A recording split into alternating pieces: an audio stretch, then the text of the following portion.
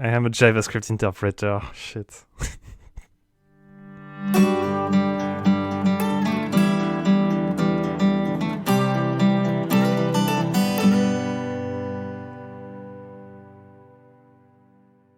Welcome back to Not Daily Podcast. In this episode, we're gonna debrief everything that happened since last episode. Is this the last episode before a quick summer break? Oh, maybe. I'm kinda have a lot of construction work planned in my apartment, so I don't know if I will be able to record. My holidays aren't planned yet, but as usual in August it will be a mess, and I guess July as well. We could do a special summer episode once. So this episode is definitely the last one before the next one, That's for sure. which is not tomorrow. Exactly.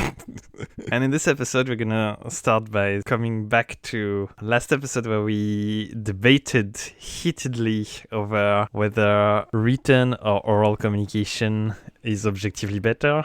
And there was a bit also about asynchronous versus synchronous conversation. We went in all kind of directions. Yep. And with hindsight, we can determine who won based on the public listener reactions. Wow.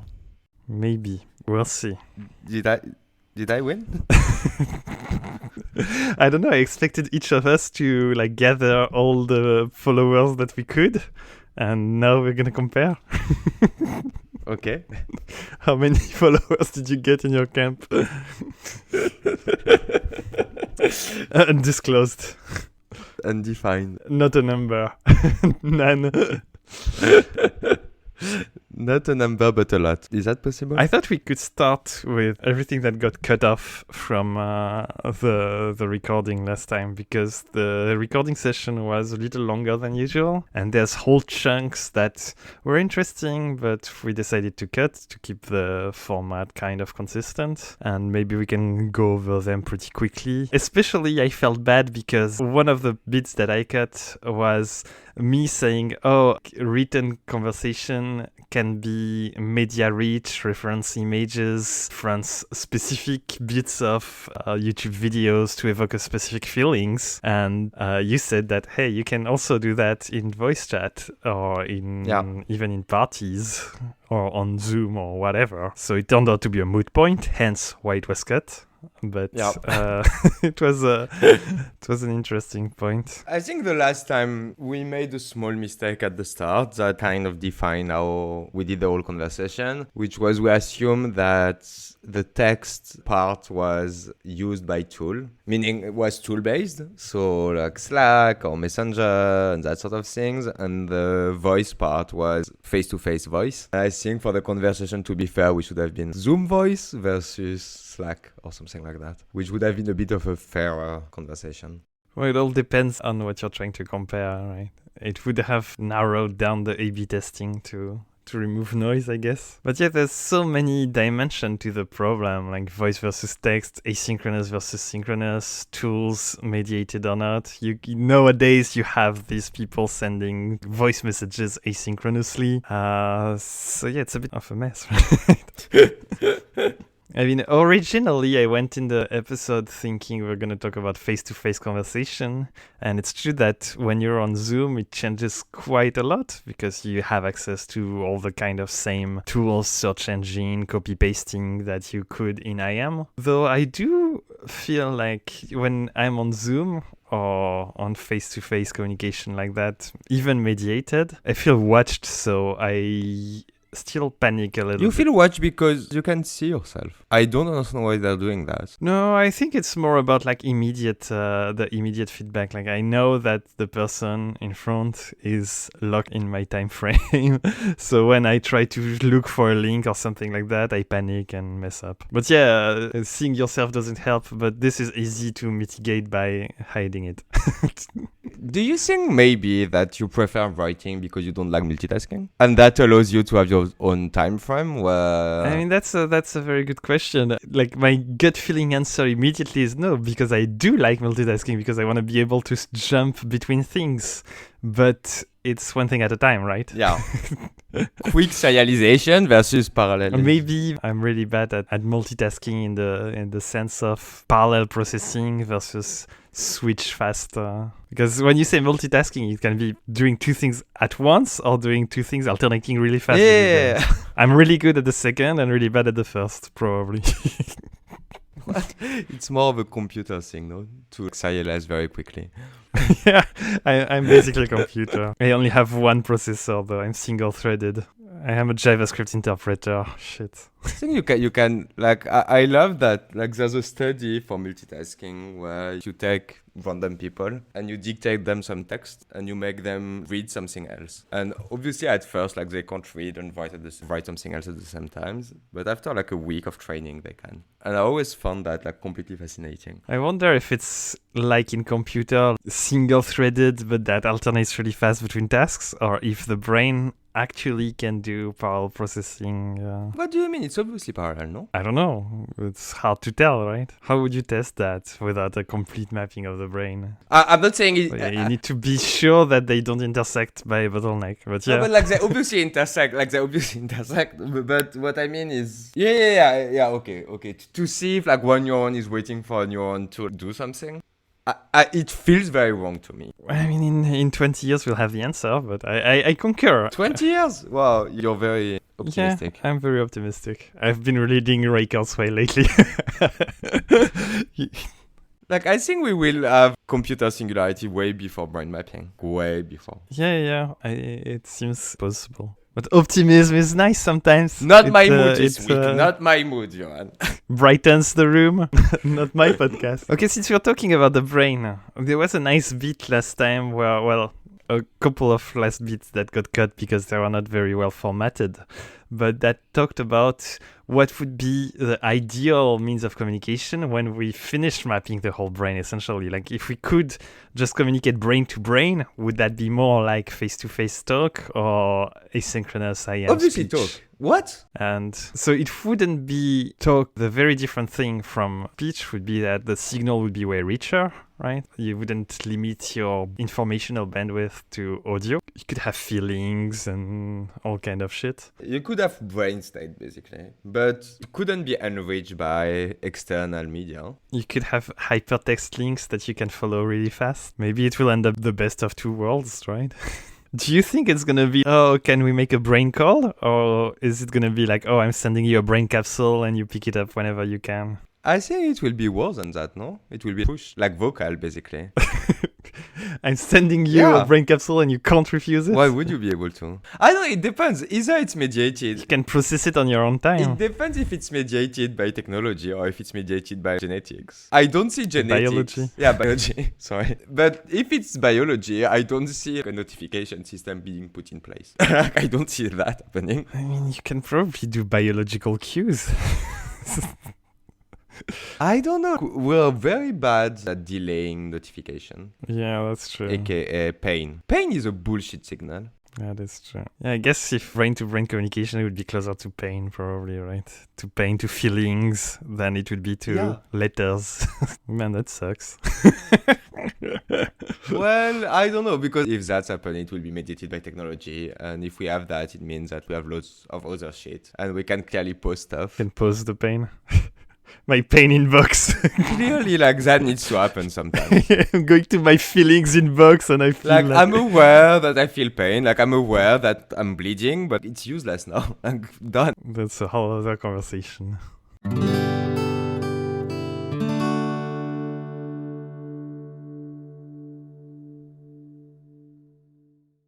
We also cut from the recording a bit that was about my personal history, about why I went into asynchronous IM communications, which was triggered essentially by the switch from Facebook to instant messaging, fully synchronous, always on, to asynchronous messaging. You send message and people reply when they get it. And that really influenced me. I still don't understand. You're saying that, it makes sense, but I don't remember at all the switch. Well, maybe it switched before you came on Facebook. Maybe. But even on MSN, I kind of remember on MSN you could like send message to offline people. I don't think you would, but you could. Yeah, towards the end of MSN you could, but it was more an extra feature than the default mode of conversation. And I feel like it completely switched when Facebook did that. But at a cultural level? Because, well, at the cultural level and mostly in the UX. I think when you send messages asynchronously offline to MSN, it used to be, tells you in red, oh, this person's not on, and then it sends it grayed out to the other person. Whereas Facebook really considered asynchronous message like first-class citizens.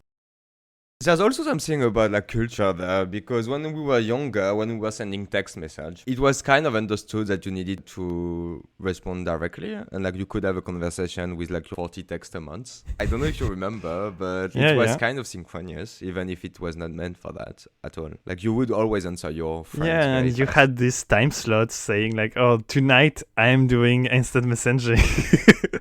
That changed quite a bit. But even that's insane, because even the telecoms had subscription where you would have unlimited text from 8 to 9, or you would have 2 hours of phone call during like 2 hours at night. So text actually started out like voice conversation and then diverged, probably something like that. Yeah. Well, then there was email in parallel, but I mean, this breed of synchronous text conversation just died, I guess. To continue on listeners' comments, Eyaris sent us a comment who tells us that we were less organized and specific than usual. He was saying that usually we define our vocabulary and stick to it, and here there was a lot of confusion around us not having the right terms, which I do agree because I don't know much in signal processing. So I tried to look a little bit for the right terms, but didn't find anything. What did he mean by that? Like the right terms? Well, we're just very hand-wavy, right? When there should be precise vocabulary to talk about what we mean. So for instance, he was talking about his work in fully homomorphic encryption. Okay. Very specific, but essentially encrypting signals. And in his paper, in his research papers, he distinguishes between bandwidth and delay. Bandwidth is the number of bits of information that you transmit divided by the time you transmit them in. Okay. And delay is the time after which you receive a piece of information. So his last paper presented a method that was heavily serialized compared to state-of-the-art that was really parallelized. So his stuff took longer overall to do, so he had less bandwidth, but he had a part of the message ready, like he encrypted images image by image instead of overall. So the delay, like the first bit of communication, was ready before. Oh, that's interesting. So we didn't really talk about that at all. It's always a full message. No, because in asynchronous communication, there has to be some terms to define the waiting period and stuff like that. Because... But like that came back to the conversation that we had about how much time... How much time does it take to exchange information in total? But still, I don't think that this terminology is what we want, right? Because in our conversation, you were taking the Earth clock's time and saying, oh, you're exchanging 1 bit per second, whereas I was taking the personal people's clock time, where it's, in fact, you're exchanging 1 bit and takes 2 seconds. So here we're more talking about instant bandwidth instead of average bandwidth, and bandwidth for a person, throughput maybe? Why not? I don't know. We should have defined terms for that, is what he was saying. So the overall bandwidth of the interaction and the delay of the interaction are better at oral, but the instant bandwidth or the personal bandwidth, the personal throughput, is higher in asynchronous, in text communication. Is that fair? I'm not sure. Is that it's fair? Why is it better? Because you read faster. If you listen at like... We can say that the delay or latency or whatever, the time between the start of the interaction and the end of the interaction is probably always better in speech. Yeah, that's obvious. So the delay is always better. The overall bandwidth is faster in speech, especially if you include the blocking waiting periods. That's for sure. So if you don't include the blocking waiting periods, then I think it's a little bit more blurry. But you have to, because all the benefits of writing, reading comes from that period. If it's completely synchronous. Yeah, I think that's different metrics, right? I'm just talking about all the different ways you can measure it. I think the incoming bandwidth, so your download speed of the information when you read or you listen, is clearly better reading. That's for sure. And the upload speed when you speak is probably better speaking. than writing most of the time. And so what I was saying is that I'm tired of people who only think about upload and don't think about download. Oh, isn't it a nice way to present it? But this framework really helped me put my finger on one thing that really bothers me about audio conversation. In discussing with the Yaris, I was wondering the difference between bandwidth and throughput. And apparently bandwidth is the information capacity of the channel. Like you can exchange X bit per second, and the throughput is the effective used, like the effective speed of communication. So if you're not using your internet, you still have 2 gigabytes of bandwidth and 0 throughput. And the thing that drives me insane with oral communication is that you are stuck at a suboptimal download speed. Mm-hmm. Whereas you're never in, except when you're talking, I guess. And even then, I'm not sure. Anyway, throughput and bandwidth are not equal, and by a lot, since we listen to YouTube in times 2 or 3 or whatever. Whereas when you write and read, you have less waste. It's closer to the optimal of throughput equals bandwidth. When you read, obviously. Especially when you read. When you write, maybe your thoughts go faster, but... But you're also very limited by talking. That's why we talk fast. I guess when writing and speaking, I feel limited in the same way. Kinda, but reading versus listening, there's a clear one that doesn't limit me. Yeah, sure. I wonder what the world would be like if we trained to write as much as we train to speak. Maybe one day. I mean, we do train a lot to write on paper, which is a skill that is suboptimal for a lot of reasons. And that's actually a point echoed by Yaris, is that the main advantage of voice is that it allows to do something, like it doesn't block your visual field.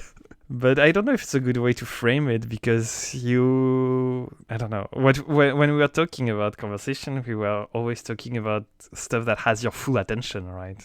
Not divided attention.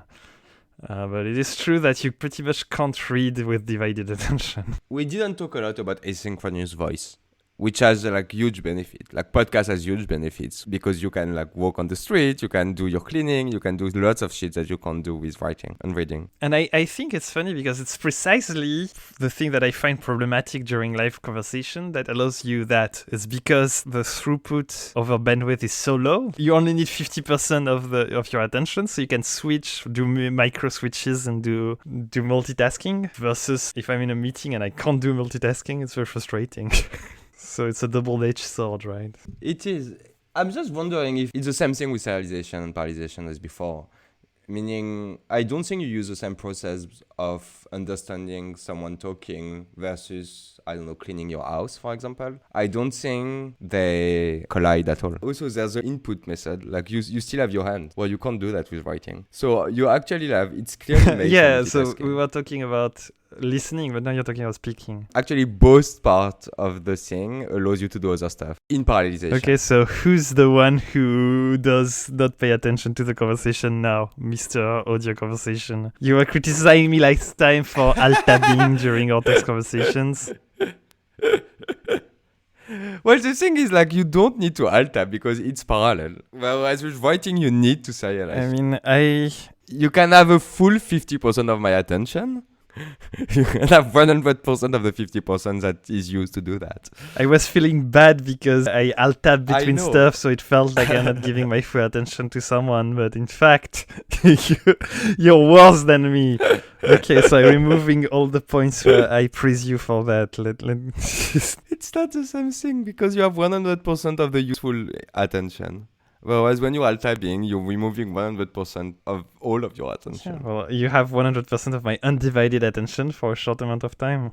But then it's divided, though, because there's a cost to entry and a cost to leave. There is, but I've been working a lot on that, and I have lowered it quite a lot. Tangentially, I tried to find information about how people use text messages, and I didn't find anything either.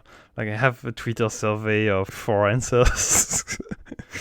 Whether people use text like a phone conversation, saying hi and bye, or like what I realized that I do, basically all my IM conversation are everlasting. It's essentially one huge conversation. But it's interesting because with friends, you never say I or not I. Yeah, but does saying hi, like, is it enough to quantify them as one-off versus like in time? Is that the right... Well, it does because it clearly marks the beginning of a unit of conversation and then you don't say bye. But the next time you say hi, it closes the one before, I guess. So I'm wondering how long is our last unit of conversation? Maybe 5 years? I don't know. With me, like, yeah, the units of conversation tend to blur into one another, I guess. Maybe.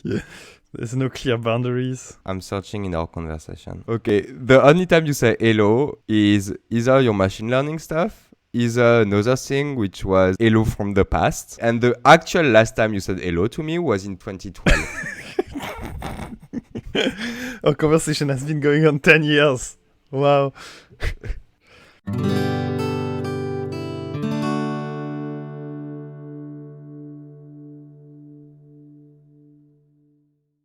This episode was brought to you by the creators of this podcast, who are not even sure what they're doing. My main takeaway from trying to look at research papers is it's kind of hard to find papers addressing this. It seems like a simple question, but how do you phrase it? How do you get into a research domain that you don't know and that seems so obvious?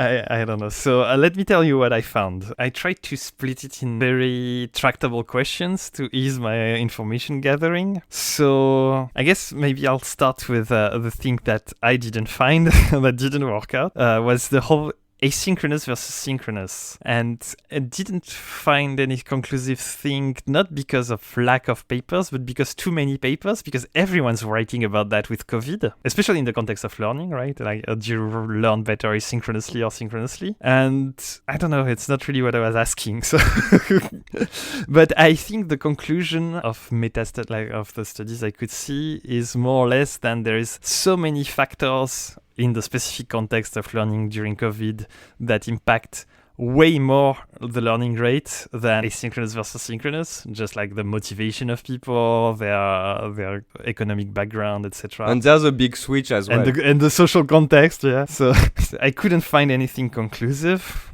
The question on which I had better results is listening versus reading, mostly framed as comprehension, like reading a book versus listening to an audiobook or something like that. This I was able to have clear research on it, and especially I advise anyone, if you want to have this kind of research, to look for meta-analysis, because that way someone else did the work for you. In this case, it's Virginia Clinton-Liesel from the University of North Dakota. Thank you, Virginia. Who did a meta-analysis of 46 studies. Wow. Yeah, thank you, Virginia. So the conclusion, let me read my notes. Multimodal is better, I guess. Well, I don't think it was There's no multimodal. even an option to have multimodal. Like, it was about books, so most of the time you only read one book. Like, you don't reread books. No, I meant like reading the book while listening to it. While listening to the book, you have to listen it at the exact same speed. I don't think that was a condition in the experiments. That's what we're doing with film with subtitle, by the way. But that is true. But you have the image to serve as ground truth to help synchronize. So she found no reliable difference between reading and listening comprehension overall. But reading was better than listening when the reading condition is self-paced rather than experimenter-paced. okay. So I feel bad for all the people. How can it be experimenter based? One word per one word per one word? Yeah, or one sentence per one sentence, I guess. Or you read subtitles. It's interesting how it echoes our discussion about the self-clock versus world clock, right? Reading on the world clock doesn't work. Reading also had a benefit when inferential and general comprehension rather than literal comprehension was assessed. So reading gives you more time to think and make inferences, I guess. You can do pauses. What were they reading on? I don't know.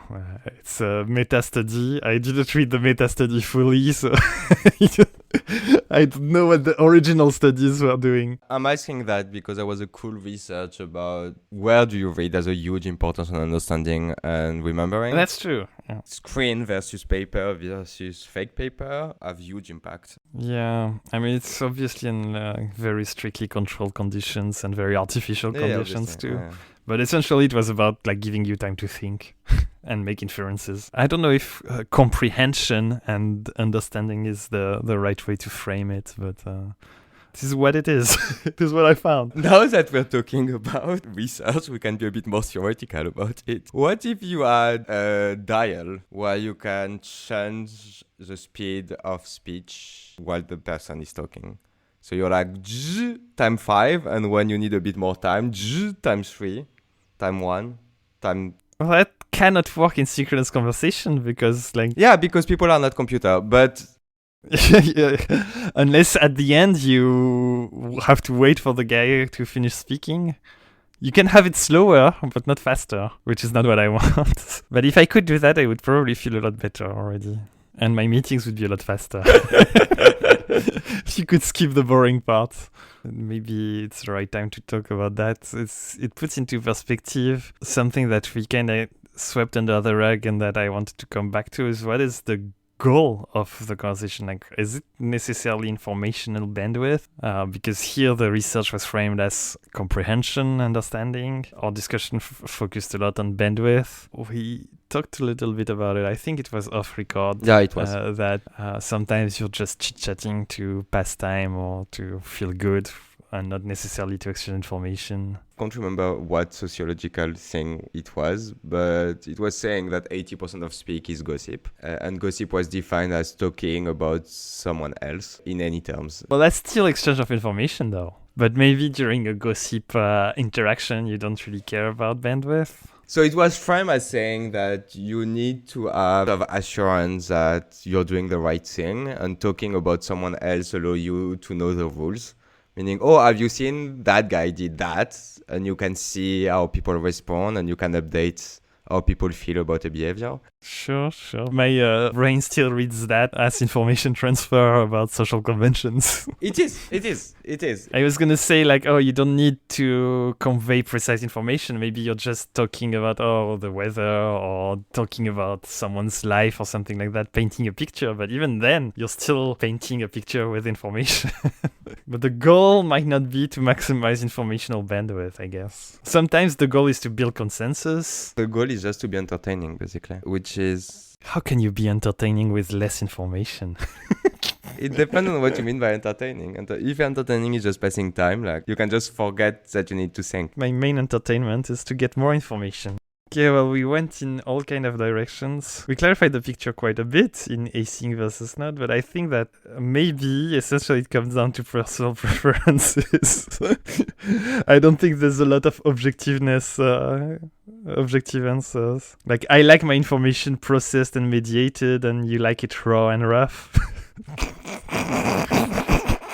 in fun conversation. Care about mankind's clock as a whole, and I consider the sum of all individual clocks, but that's also like a personal preference, kinda. I think I also prefer the no history way, meaning I can say bullshit stuff and there's no memory of it, whereas in writing everything is saved. Everything has trade-offs and comes down to preferences. The thing that is weird is that I think we're very much on the end of the bell curve. I hate texting and you hate talking. I think which is rare. Both ends of the bell curve are very rare. I think most people don't care. Maybe.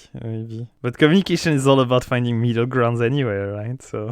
Well, I think most people don't care either. What? How can people not obsess about all the stuff we obsess about? Do you mean we're a niche podcast? A niche podcast that finds a niche every different episode, which makes no fucking sense.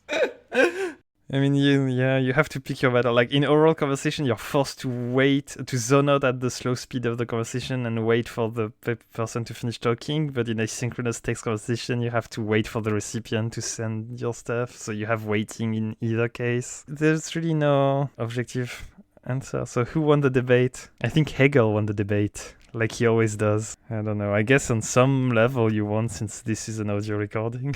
I mean, when we will do a text episode, maybe that's gonna be our summer special. We'll see. That could be a nice conclusion. Stay tuned for more experimental artistic formats.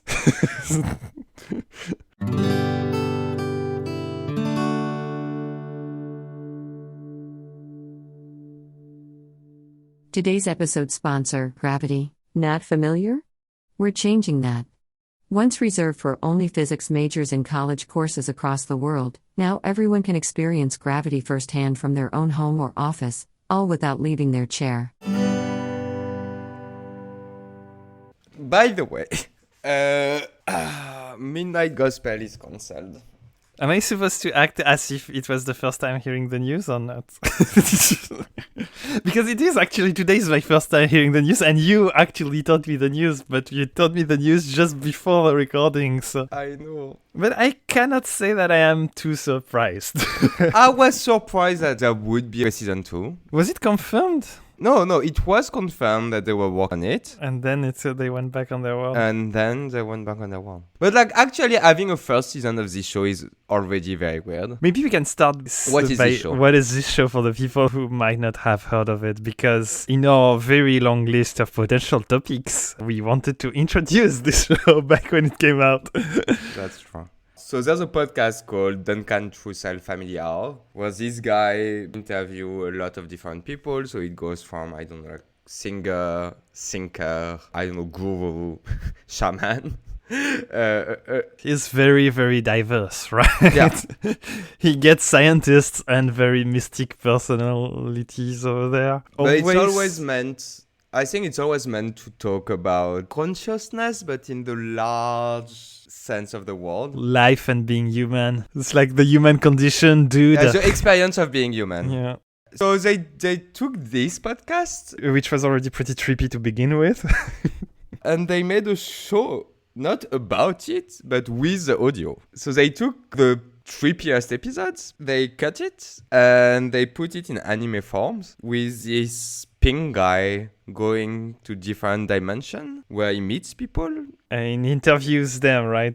He discusses with them more like, which echoes the structure of the podcast. Well, and it's actually recording of the podcast, which if you don't know, you can't really tell. Well, you can tell it's an unusual medium format, right? Because you never have like 20 minutes of discussion of people tripping out about like, oh, what does it feel like to be human? Unless you're watching experimental cinema or Richard Linklater movies, stuff like that. It feels off. It doesn't feel like your average TV show because it doesn't have a plot. And it's just people talking and there's all this stuff going on in the background, but it's in the background and they're just talking. You can say that it makes no sense sometimes. Like the subject is not clear. We were talking right before about information exchange. In terms of information, you don't receive much. You much more receive a feeling. That's the part that drives me a bit crazy about Duncan Russell, because sometimes he's talking to scientists and they're talking to him about something very literally true, and he always goes back to the level of feeling and makes total nonsensical statements in science. Which is weird, is usually it would anger me. But with him, it just feels fine. Obviously, it doesn't feel logical. I mean, that's what you sign up for, right? Yeah, exactly. You don't sign up for information. Yeah, no, but like it doesn't feel anti-scientist, for example. Which it could be.